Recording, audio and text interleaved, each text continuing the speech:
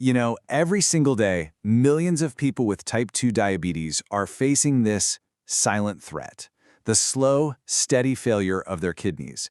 For decades, the fight has really been about just slowing down what feels inevitable. But what if we could step in a completely new way? Today, we're going to look at a first-of-its-kind medication, one that's designed to protect one of our most vital organs with some incredible precision. So, let's start with this huge question. This isn't just some hypothetical. It is a daily reality for so many. The connection between diabetes and kidney disease is incredibly strong. And for years, the medical community has been searching for better ways to break that link. In this explainer, we're diving deep into a new medication called Finerenone, which aims to do exactly that.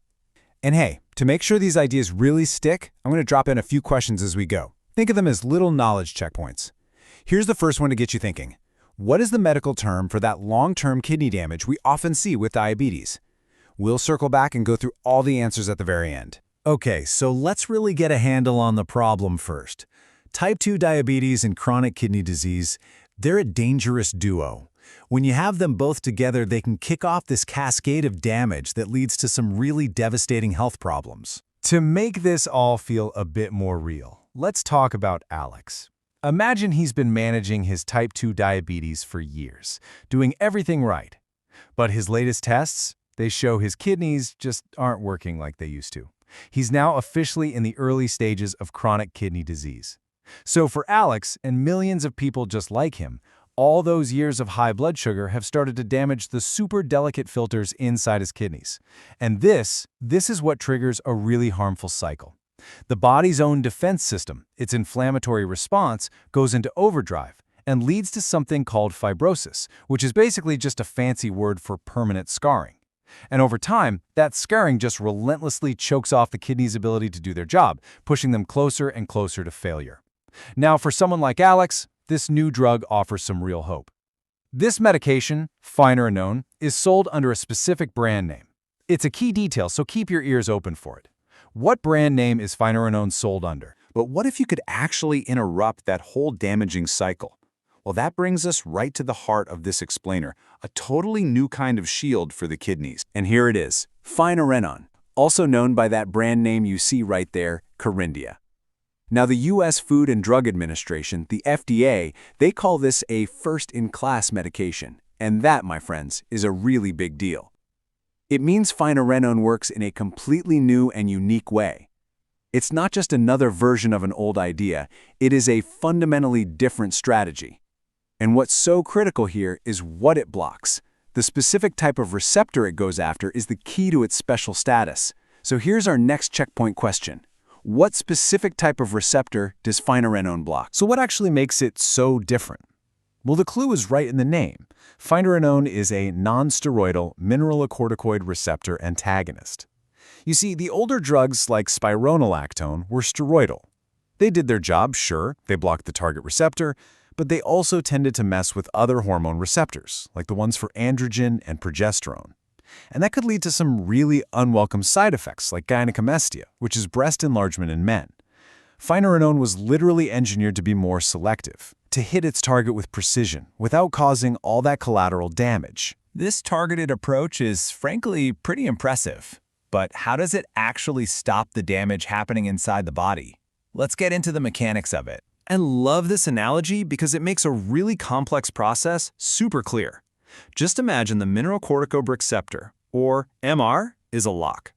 In people with diabetic kidney disease, that lock is being turned on way too often, opening the door to tons of inflammation and scarring in the kidneys.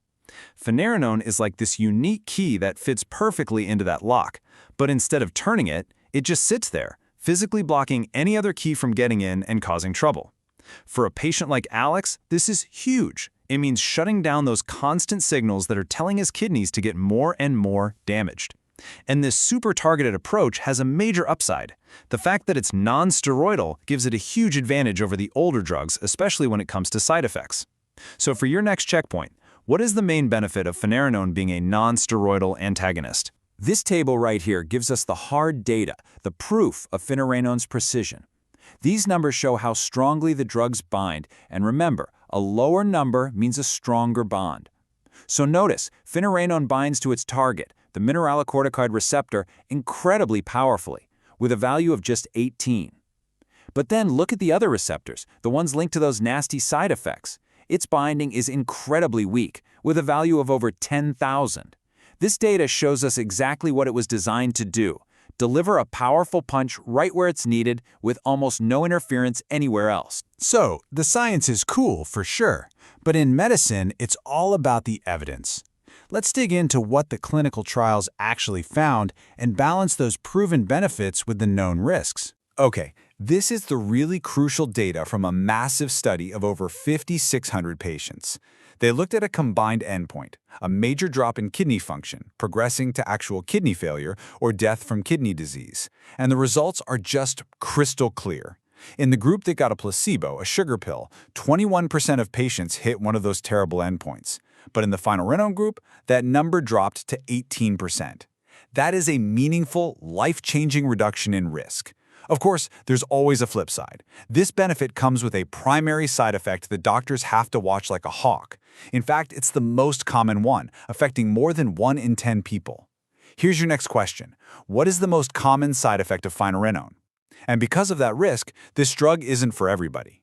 Let's think about another person. We'll call her Maria. She has type 2 diabetes and early kidney disease, but she also has a separate condition called Addison's disease.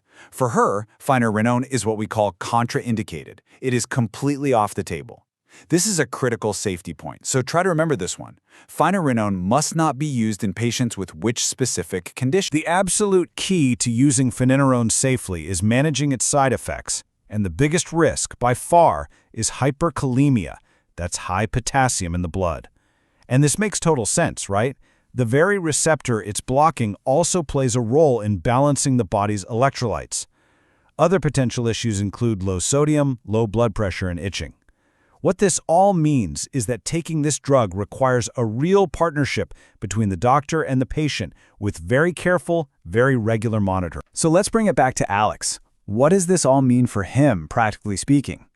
It means he now has a treatment that can quite literally slow down the scarring process in his kidneys. This could potentially delay or maybe even prevent the need for dialysis down the road. That is life-changing. But it also means a new routine. His doctor is going to schedule regular blood tests specifically to check his potassium levels, to make absolutely sure the drug's benefit continues to outweigh any potential risk. This is the reality of modern personalized medicine. Okay, so we've seen the problem, we've seen this really innovative solution, and we've looked at the real-world data. Let's pull it all together now and think about what this really means for the future of treatment. This timeline really drives home just how new Finerenone is. I mean, with FDA approval in the US in mid-2021 and then full EU approval in early 2022, this really does represent the cutting edge of therapy for diabetic kidney disease. And that huge study that led to these approvals, it had to compare Finerenone against something specific to prove that it actually worked. So far, next question. The main clinical study compared Finerenone to what? Now let's think about one last person. We'll call him David. He's an elderly man, and he has a lot of trouble with injections. For him, the way Finerenone is given is a massive plus. It's taken by a very, very common route, which leads to our next simple question. Finerenone is taken by which route of administration? Now, before we get to our final thoughts and quiz answers, I want to give a special thanks to the London Heartbeat Circon Academy in the UK for their educational support in making this explainer possible. If you want to dive even deeper into topics just like this one, you should really explore their catalog of over 150 popular courses. And be sure to subscribe on Facebook, Instagram, and YouTube for free, regular updates so you don't miss a thing.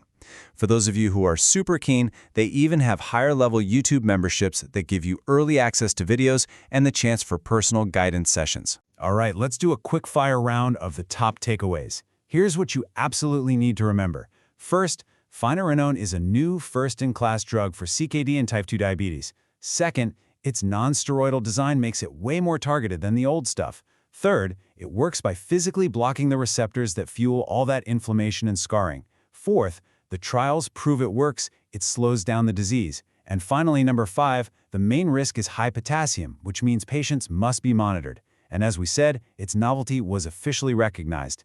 Think back, which U.S. agency was it that gave Finerenone that special first-in-class designation? And for our very last checkpoint, let's think back to those side effects. Beyond the critical electrolyte changes, there was another common one on that list. Can you remember what it was? All right, you made it. We dropped a bunch of questions in there to keep you on your toes. Now let's run through those answers and see how you did. Here we go. Number 1. The medical term is chronic kidney disease, or CKD. 2. Finerenone is sold under the brand name Kerendia. 3. The specific lock it blocks is the mineralocorticoid receptor, or MR. 4. The main benefit of it being non-steroidal is fewer hormone-related side effects. 5. The most common side effect is hyperkalemia, or high potassium. 6. It must not be used in patients with Addison's disease. 7. The big trial compared it against a placebo, which is the gold standard. 8. It's taken orally or by mouth, which is super convenient. 9. The agency that designated it first in class was the FDA. And number 10. Besides electrolyte issues, another common side effect is itching. So, how'd you do? Hopefully, thinking about those questions as we went helped all this information sink in. And that really brings us to our final thought for today. Finerenone isn't just one new drug. It represents a major shift toward more precise, receptor-targeted therapies. And it really makes you wonder, right? As our understanding of the body's molecular pathways gets better and better, what other chronic diseases could be next in line for this kind of breakthrough? From autoimmune conditions to neurodegeneration, the future of medicine is definitely targeted.